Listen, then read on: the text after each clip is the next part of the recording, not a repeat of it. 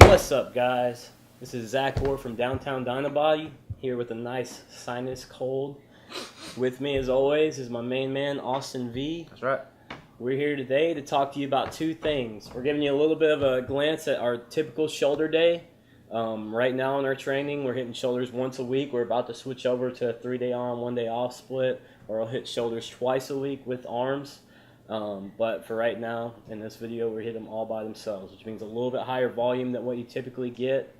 Can you tell them kind of why we went to a 5-day split, just to change things up? Yeah, for a while there, we were doing, like you were saying, 3 days on, 1 day off.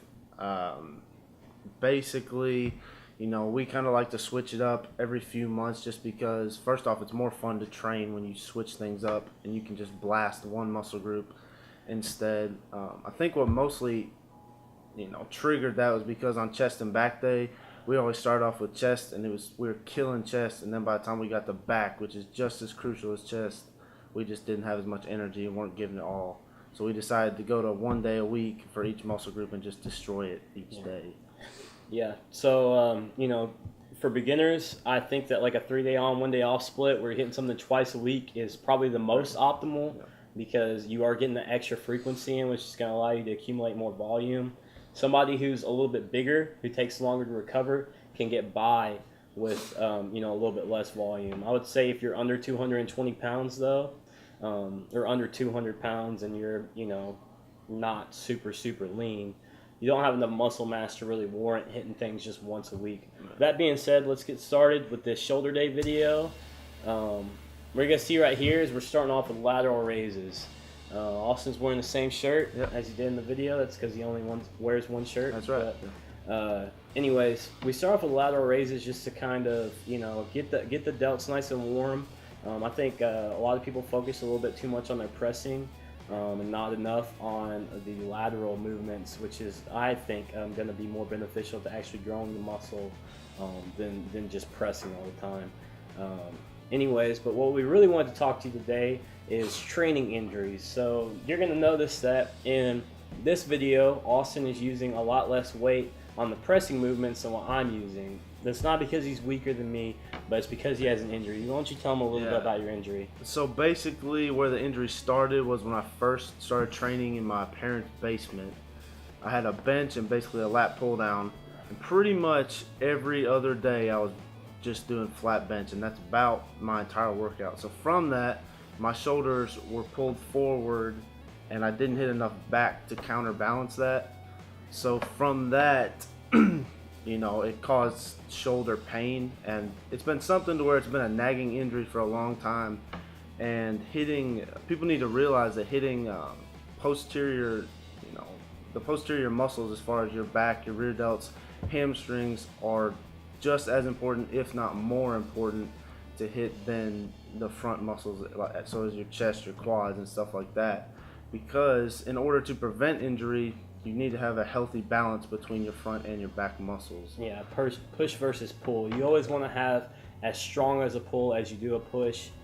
Generally, people overemphasize, the bench press, the shoulder press, any type of pressing motions, and underemphasize things that develop like your hamstrings, your back really well, and all that. But what we wanted to say about it is, obviously, Austin has found a way to train around the injury. If you watch our last video of our leg day, you'll notice that I'm not free weight back squatting. That's because I have an SI injury. Now, whenever I first injured myself, it was super frustrating. I had no idea what I was going to do. I couldn't squat like I wanted to. I couldn't deadlift like I wanted to. The compression just caused way too much pain. I tried to push through it for a long time, but finally what I realized was I just had to bite the bullet and find other exercises that I may not like as much as a just standard back squat and a deadlift. I may have to go a little bit lighter on them, but I can still get a great workout in, and that's what Austin's doing here. See, he's avoiding right now the behind the neck press just because that aggravates his shoulder a lot, and instead he's doing arm presses, which is great.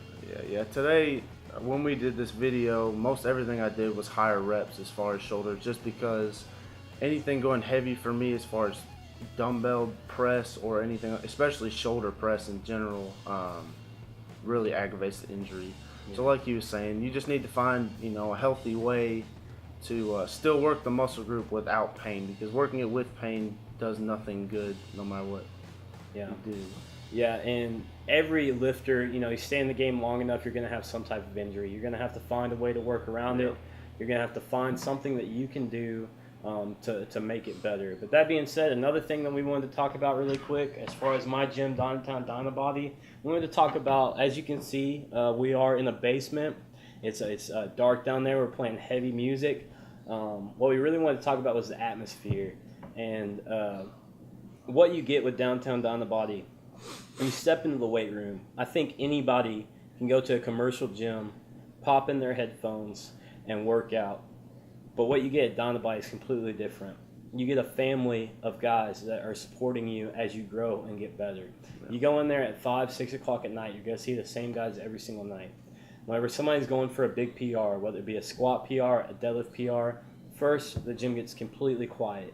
Next thing you know, everyone's turning around and watching that guy and cheering him on as he's going for a deadlift PR. You go to other gyms in Murray or in the surrounding areas, they're not going to let you deadlift at all. They're not going to let you bring chalk in. They're not going to let, they don't want that atmosphere there. We want that atmosphere. We want the people to do the exercises that count. We want you to, and we'll cheer you on as you do it. Like I said, you come in, you're going for a deadlift PR, you throw some serious weight on the bar, you're going for a squat PR, you're going for a bench PR, you better expect 20, 30 people there, turn around, yelling your name, screaming. And that's what really sets us apart. So find a gym with a great atmosphere. If you're in the Murray area, come check out downtown Dynabody. I promise you, you're going to get better results in our atmosphere than you will at any other gym around here. The commercial gyms, they just don't cut it anymore. Once you experience downtown Dynabody, you won't go to another commercial gym, period. It's something, and like he was saying about the PRs and stuff, even if you have lightweight, and it's, maybe to somebody else, it's lightweight for them, but to you, maybe it's a huge PR. It doesn't matter. Everyone's still down there cheering you on, The way I see it, a person hitting a 135 max bench PR is as great to me as somebody hitting a 500-pound bench PR.